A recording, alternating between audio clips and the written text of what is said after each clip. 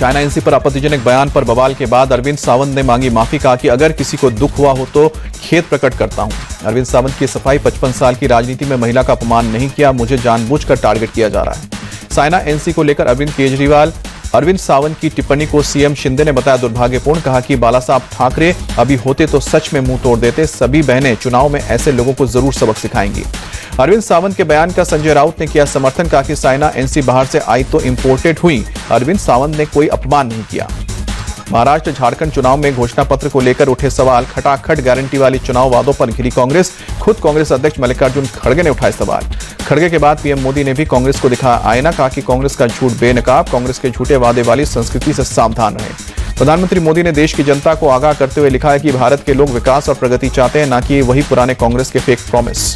PM Modi का कर्नाटक की कांग्रेस सरकार पर हमला। कहा कि प्रदेश का विकास करने की बजाय लूट में व्यस्त है सरकार, वो मौजूदा योजनाओं को भी वापस लेने जा रहे हैं। गिरिराज सिंह ने कांग्रेस पर निशाना साधा। कहा कि इनके झूठे वादे में हिमाचल और कर्नाटक की जनता आ गई है। राहुल गांधी और मल्लिकार्जुन खड़गे को माफी मांगनी चाहिए। चुनाव आयोग से गिरिराज सिंह की मांग। कांग्रेस के झूठे वादों पर चुनाव आयोग को एक्शन लेना चाहिए। चुनाव आचार संहिता की तरह ही झूठे वादों पर एक्शन हो। बीजेपी नेता सुधांशु त्रिवेदी का विपक्ष पर हमला। कहा कि कांग्रेस अध्यक्ष के मुंह से जो निकला वो सही है। विपक्षी दलों के दिमाग इतने खाली होते हैं कि सत्ता में आने पर खजाना खाली कर देते हैं। कर्नाटक सरकार पर पीएम मोदी के ट्वीट पर डीके शिव कुमार का पलटवार। लिखा कि हमारी गारंटी देश में सुधार कर रही है, वो राजनीति देखते हैं, हम विकास देखते हैं।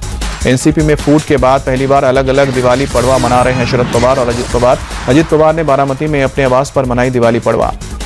शरद पवार के दिवाली समारोह में योगेंद्र पवार रहे मौजूद। अजित पवार के भाई श्रीनिवास भी शरद पवार के घर पहुंचे। परिवार में बंटवारे पर सुप्रिया सुले का बयान। कहा कि परिवार में बंटवारा बीजेपी का कारनामा, दिल्ली की अध्यक्ष शक्ति ने घर तोड़ा। पार्थ पवार बोले कि अजित पवार ने नहीं कहा कि शरद पवार ने घर तोड़ा, अजित पवार ने कहा कि लोग कहेंगे हमारा घर तोड़ा।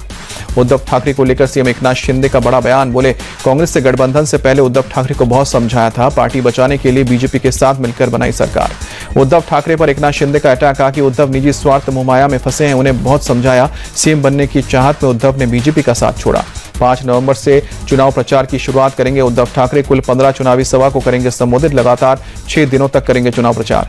मुंबई में उत्तर भारतीय बटेंगे तो पिटोगे का लगा पोस्टर। उत्तर भारतीय सेना ने कई जगहों पर पोस्टर लगाया।